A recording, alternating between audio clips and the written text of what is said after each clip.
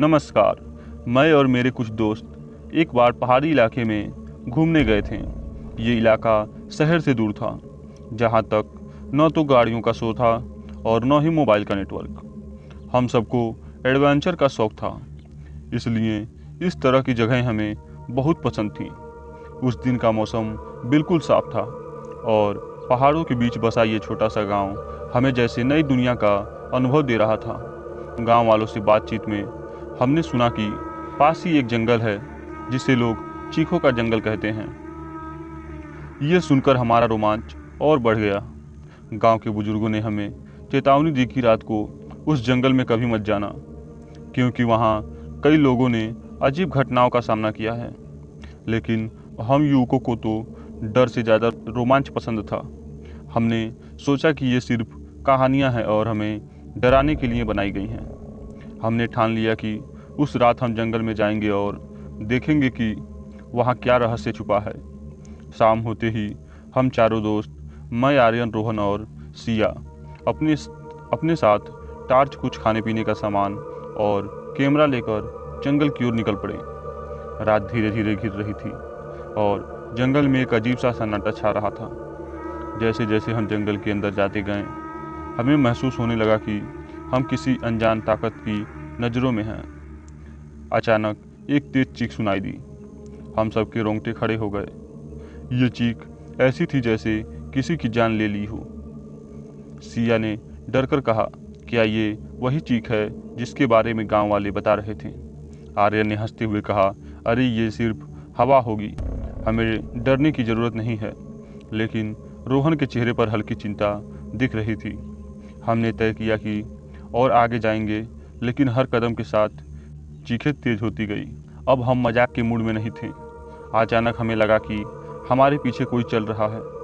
हम चारों एक साथ पलटे, लेकिन वहाँ कोई नहीं था। हमारी दिल की धड़कनें तेज हो गई थी। अब हम समझ गए थे कि कुछ तो गलत हो रहा है। जंगल के बीच में एक पुरानी टूटी फूटी झोपड़ी दिखाई दी। हमने सोचा कि शायद वहाँ कुछ छिपा हो। जैसे ही हम झोपड़ी के करीब पहुँचे, दरवाज़ा अपने आप खुल गया। अंदर अंधेरा था और एक अजीब सी ठंडक महसूस हो रही थी। हम डरते हुए अंदर गए और तभी दरवाज़ा खुद ही बंद हो गया। अचानक झोपड़ी के कोने से एक बुजुर्ग आदमी निकला। उसकी आंखें लाल थी और उसके चेहरे पर अजीब सी मुस्कान थी। उसने कहा, तुम लोगों ने बहुत बड़ी गलती कर दी। अब तुम यहाँ से जिंदा नहीं लौट पाओगे। हम सब डर के मारे वहीं खड़े हो गए। वे आदमी अचानक गायब हो गया और झोपड़ी की दीवारों से चीखें आने लगी। हमें समझ में नहीं आ रहा था कि ये सब क्या हो रहा है। क्या हम इस जंगल से बाहर निकल पाएंगे या हम भी उन चीखों का हिस्सा बन जाएंगे? उस पल में मेरी सांसें जैसे थम गई। हम चारों उस बंद झोपड़ी में खड़े थे और चारों तरफ से अजीब सी आवाज़ें आ रही थीं। अब हम क्या करें? मैंने खुद से पूछा।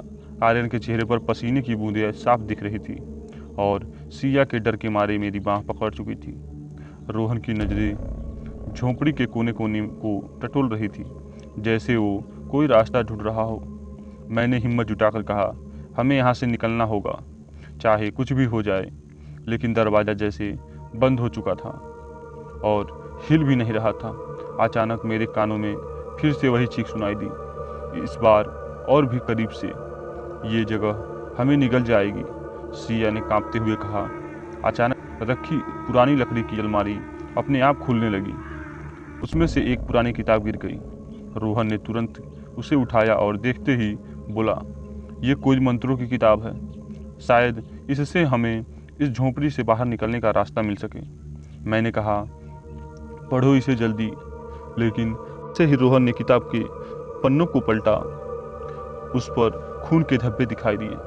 किताब की भाषा हमें समझ नहीं आ रही थी, लेकिन उसमें कुछ चित्र बने थे जो इस जगह की भयानकता को बयां कर रहे थे। तभी अलमारी के पास एक परछाई उभरी। वो वही बूढ़ा आदमी था जिसे हमने पहले देखा था। इस बार उसकी आंखों में एक अजीब सी चमक थी। उसने हंसते हुए कहा, तुम्हारी मौत यहाँ लिखी जा चुकी है, अब कोई भी तुम्हें नहीं बचा सकता। हम सब ने एक दूसरे की ओर देखा और जैसे हमें यकीन नहीं हो रहा था कि ये सब सच है। अचानक झोंपड़ी की दीवारें हिलने लगी, चारों ओर से धूल उड़ने लगी। हमें समझ नहीं आ रहा था कि ये झोंपड़ी किस अजीब ताकत के कब्जे में है। भागो, मैंने चिल्लाया। हम चारों उस दरवाजे की ओर दौड़े, लेकिन वो जरा भी नहीं हिल रहा था। तभी रोहन ने किताब में से कुछ शब्द पढ़े और दरवाज़ा खुद ब खुद खुल गया। बिना एक पल गंवाए हम सब ने दौड़ लगा दी। हम जंगल में दौड़ रहे थे। अब वो चीखें हमारे पीछे नहीं थी, लेकिन मैं महसूस कर सकता था कि कोई या कुछ हमारा पीछा कर रहा है। हम सब हाँफते हुए रुके और पीछे देखा। अंधेरे में कुछ दिखाई नहीं दे रहा था, लेकिन हमें साफ एहसास हो रहा था कि झोंपड़ी हमें यूं ही नहीं छोड़ने वाली थी। क्या हम इस जंगल से बचकर निकल पाएंगे, या वो रहस्यमयी झोंपड़ी और उसकी चीखें हमें फिर से वापस खींच लेंगी? जंगल में दौड़ते दौड़ते मेरी सांसें फूल रही थी, लेकिन डर ने मुझे रुकने नहीं दिया। मैं, रोहन, आर्यन और सिया चारों ने रुककर पीछे देखा। उस घने अंधेरे में कुछ भी नजर नहीं आ रहा था, मगर महसूस हो रहा था कि कोई अदृश्य ताकत हमारा पीछा कर रही है। अब क्या करें? सिया ने घबराकर पूछा। हमें गांव वापस जाना होगा, मैंने कहा। ये जंगल हमारे लिए नहीं है। हम सब ने दौड़ते हुए गांव की तरफ बढ़ने की कोशिश की, मगर रास्ता जैसे हमें बार बार भटका रहा था। हर दिशा एक जैसी दिख रही थी और हमें महसूस हो रहा था कि हम वहीं घूम रहे हैं। ये जंगल हमें कहीं जाने नहीं दे रहा, आर्यन ने घबराते हुए कहा। तभी अचानक हमारे सामने एक अजीब सी हलचल हुई। एक विशाल पेड़ के पीछे से वही बूढ़ा आदमी निकला, जिसकी आंखों में अब भी वही लाल चमक थी। उसने जोर से हंसते हुए कहा, तुम लोग जितना चाहे भाग लो, लेकिन इस जंगल से बाहर जाना अब मुमकिन नहीं है। मैंने उसे देखकर हिम्मत जुटाई और कहा, तुम कौन हो और क्या चाहते हो? उसकी मुस्कान और गहरी हो गई। उसने कहा, मैं इस जंगल का रखवाला हूँ। सालों पहले यहाँ कई लोग मारे गए थे और उनकी आत्माएं अब भी इस जगह को छोड़ नहीं पाई है। तुम लोग गलती से यहाँ आ गए हो और अब इस जंगल ने तुम्हें भी चुन लिया है। हम सबके रोंगटे खड़े हो गए। मैंने महसूस किया कि इस बूढ़े आदमी के पीछे छिपा रहस्य बहुत गहरा है। हमें यहाँ से निकलने का कोई तो रास्ता होगा। मैंने हिम्मत करके पूछा। वो हंसा और बोला, रास्ता तो है, लेकिन क्या तुम उसे पार कर पाओगे? इस सवाल ने हमें और डराया। मैंने उसकी ओर देखा। वो अपनी छड़ी से जमीन पर कुछ आड़ा तिछड़ा खींच रहा था। यहाँ से निकलने के लिए तुम्हें एक खेल खेलना होगा, उसने धीरे से कहा। कैसा खेल? रोहन ने सवाल किया। उसने झुककर जमीन पर बने निशानों की तरफ इशारा किया और कहा, तुम्हें इस जंगल के अंदर छिपे 3 रहस्यों को ढूंढना होगा। अगर तुमने उन रहस्यों को हल कर लिया तो तुम सब इस जगह से बचकर निकल सकते हो, लेकिन अगर एक भी गलती की तो तुम हमेशा के लिए इस जंगल का हिस्सा बन जाओगे। हम सब ने एक दूसरे की ओर देखा। हमें कोई और रास्ता नजर नहीं आ रहा था। ये खेल खेलना ही हमारी एकमात्र उम्मीद थी। हमने सबसे कहा और हमने शुरू किया। अब इसे ख़त्म करना ही होगा। वो बूढ़ा आदमी हमें एक दिशा की ओर इशारा कर गया और हम उस दिशा में चल पड़े। अंधेरा घना होता जा रहा था और हमारे रास्ते में अजीब अजीब आवाज़ें आ रही थीं। हर कदम के साथ डर बढ़ रहा था, लेकिन मुझे एक अजीब सी ताकत महसूस हो रही थी, जैसे इस जंगल में सिर्फ डर ही नहीं, कुछ और भी छिपा हो। क्या हम उन रहस्यों को ढूंढ पाएंगे, या ये जंगल हमें हमेशा के लिए अपने कैद में कर लेगा? दोस्तों, इस कहानी को आगे बढ़ाने से पहले वीडियो को लाइक और चैनल को सब्सक्राइब जरूर कर लें, जिससे आने वाला नोटिफिकेशन आपके पास सबसे पहले पहुंच सके। और कमेंट में अपना नाम पता ज़रूर लिख दें, जिससे अगले वीडियो में आप लोगों का नाम लिया जा सके। हम सब अब उस बूढ़े आदमी द्वारा बताई गई दिशा में आगे बढ़ रहे थे। जंगल और घना होता जा रहा था और हर तरफ अजीब सी आवाज़ें सुनाई दे रही थीं। हर कदम जैसे किसी अनजान खतरे की ओर ले जा रहा था। मेरी टार्च की रोशनी बार बार धीमी पड़ रही थी और रोहन के चेहरे पर डर साफ दिख रहा था। हम सभी और गंभीर हो गए थे क्योंकि हमें पता था कि अगर इस खेल में एक भी गलती की तो हम हमेशा के लिए इस जंगल में खो सकते हैं।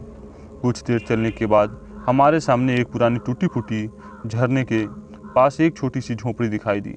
शायद ये पहला रहस्य यहीं छिपा हो, आर्यन ने फुसफुसाते हुए कहा। मैं सहमति से सिर हिलाते हुए बोला, चलो अंदर चलकर देखते हैं। जैसे ही हम झोपड़ी के पास पहुंचे, दरवाज़ा अपने आप खुल गया। अंदर अंधेरा था और एक अजीब सी बदबू आ रही थी। हम सब ने हिम्मत कर अंदर कदम रखा। अंदर कुछ भी नहीं दिख रहा था, लेकिन जैसे ही मेरी टॉर्च की रोशनी सामने की दीवार पर पड़ी, हमने देखा कि दीवार पर खून से कुछ लिखा हुआ था। जो जीवन से डरता है वह मृत्यु का स्वागत करता है। ये वाक्य पढ़ते ही मेरे शरीर में एक ठंडी लहर दौड़ गई। इसका क्या मतलब है? सिया ने कांपते हुए पूछा। मैं भी समझ नहीं पाया कि ये रहस्य क्या था। तभी रोहन ने एक पुराने बक्से की ओर इशारा किया जो झोपड़ी के एक कोने में रखा हुआ था। शायद इसके अंदर कुछ हो, उसने कहा। हमने मिलकर बक्सा खोला और उसके अंदर एक पुराना कागज मिला जिस पर अजीब से चित्र बने हुए थे। एक विशाल पेड़ का चित्र था और उसके नीचे कुछ लिखा हुआ था। पहला रहस्य, इस पेड़ के नीचे दफन है। हमने समझ लिया कि हमें इस पेड़ को ढूंढना होगा। जैसे ही हम झोपड़ी से बाहर निकले, झरने के पास एक धीमी सी आवाज़ सुनाई दी। ये वही चीख थी, लेकिन अब और भी करीब। हम बिना समय गंवाए जल्दी से उस चित्र में बने पेड़ को ढूंढने के लिए निकल पड़े। चलते चलते हमें एक जगह बहुत बड़ा सूखा हुआ पेड़ दिखाई दिया। उसकी शाखाएं अजीब तरह से मुड़ी हुई थी और उसके आसपास का वातावरण बहुत ठंडा हो गया था। यही वही पेड़ था, मैंने कहा। हम चारों पेड़ के पास पहुंचे और वहां जमीन पर खोदना शुरू किया। कुछ ही देर बाद हमें मिट्टी के नीचे एक छोटी सी ताबूत जैसी चीज मिली। ये क्या हो सकता है? सिया ने डरते हुए पूछा। हमने उसे खोला और उसके अंदर से एक काले रंग की धातु की चाबी निकली। चाबी के साथ एक छोटा सा पत्र भी था जिस पर लिखा था, यह तुम्हें दूसरे रहस्य तक ले जाएगी। हमें अब दूसरा रहस्य ढूंढना था, लेकिन चीखें और तेज हो गई थी। मुझे अब लगने लगा था कि समय हमारे खिलाफ था। वो अदृश्य ताकत हमें जल्द ही पकड़ने वाली थी। क्या हम अगले रहस्य तक पहुंच पाएंगे या अदृश्य शक्ति हमें रोक देगी? तो दोस्तों, कहानी को आगे बढ़ाने से पहले वीडियो को लाइक और चैनल को सब्सक्राइब जरूर कर लें, जिससे आने वाला हर नया वीडियो आपके पास सबसे पहले पहुंचे। हम सब तेज़ी से आगे बढ़ रहे थे। समय हमारे खिलाफ था और उस अदृश्य ताकत का दबाव हम पर बढ़ता जा रहा था। मेरे हाथ में वो काली धातु की चाबी थी जो हमें दूसरे रहस्य तक ले जानी थी। पर सवाल था, वो जगह कहाँ थी? जंगल अब और भी घना और भयानक हो गया था। अचानक सिया ने एक पुराना दरवाज़ा देखा जो ज़मीन में धंसा हुआ था। यही वो जगह हो सकती है, उसने कहा। दरवाजे के चारों ओर काले निशान थे, जैसे कोई प्राचीन जादू इसके अंदर छिपा हो। मैंने चाबी दरवाजे में लगाई और धीरे धीरे दरवाज़ा खुल गया। अंदर एक सीढ़ी थी जो अंधेरे में गहराई तक जाती थी। हम सभी ने एक दूसरे की ओर देखा और फिर अंदर कदम रखा। नीचे जाते ही हम एक बड़ी कमरे में पहुंचे, जहां एक पुरानी लकड़ी की मेज थी। मेज पर एक ही किताब रखी हुई थी। ये वही किताब थी जिसका जिक्र उस बूढ़े आदमी ने किया था। रोहन ने किताब खोली और उसमें लिखे शब्द पढ़े।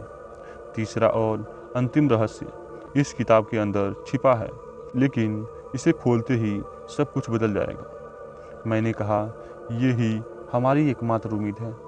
रोहन ने किताब के पन्ने पलटने शुरू किए। जैसे ही उसने अंतिम पन्ना पलटा, एक जोरदार धमाका हुआ और कमरे की दीवारें हिलने लगी। चारों ओर से एक अजीब सी आवाज़ें आने लगी, जैसे हमें घेरने की कोशिश कर रही हो। हम सब ने बाहर भागने की कोशिश की, लेकिन दरवाज़ा बंद हो गया था। अभी उस कमरे के बीच में एक बड़ा सा चित्र उभरने लगा। वो उसी बूढ़े आदमी का चेहरा था। उसने हंसते हुए कहा, तुमने तीनों रहस्यों को ढूंढ लिया है, लेकिन क्या तुम सचमुच इससे बाहर निकल सकते हो? मैंने हिम्मत जुटाई और कहा, हम यहाँ से निकलेंगे, तुम हमें रोक नहीं सकते। तभी वो चित्र गायब हो गया और किताब चमकने लगी। मैंने किताब को उठाया और उसमें लिखे अंतिम मंत्र पढ़ा। चारों ओर की दीवारें धीरे धीरे गायब होने लगी और हम खुद को उसी जगह पर खड़े पाए जहाँ से हमने ये यात्रा शुरू की थी। जंगल से बाहर सुरक्षित हम सभी ने राहत की सांस ली। सिया रोते हुए बोली, हम बच गए। रोहन ने मुस्कुराते हुए कहा, हमें अपनी हिम्मत पर भरोसा था और इसी ने हमें बचाया। लेकिन मैं अब भी सोच रहा था कि वो बूढ़ा आदमी कौन था और इस जंगल के पीछे का असली रहस्य क्या था। क्या वो वाकई एक खेल था या किसी भयानक ताकत की साजिश? हम सब ने एक दूसरे की ओर देखा और ठान लिया कि अब हम कभी उस जंगल के करीब नहीं जाएंगे। जैसे ही हम गांव की ओर लौटने लगे, जंगल के अंदर से फिर वही चीख सुनाई दी। लेकिन अब हम जानते थे कि वो सिर्फ चीखें नहीं थी, वो एक चेतावनी थी, एक भयानक रहस्य जिसे कभी सुलझाना मुमकिन नहीं था। तो दोस्तों, ये कहानी आपको कैसी लगी? कहानी आपको थोड़ी भी अच्छी लगी हो तो वीडियो को लाइक और चैनल को सब्सक्राइब जरूर कर लें और कमेंट में अपना नाम पता जरूर लिख दें, जिससे आने वाले अगले वीडियो में आपका नाम दिया जा सके। तो फिर मिलते हैं किसी नए वीडियो के साथ।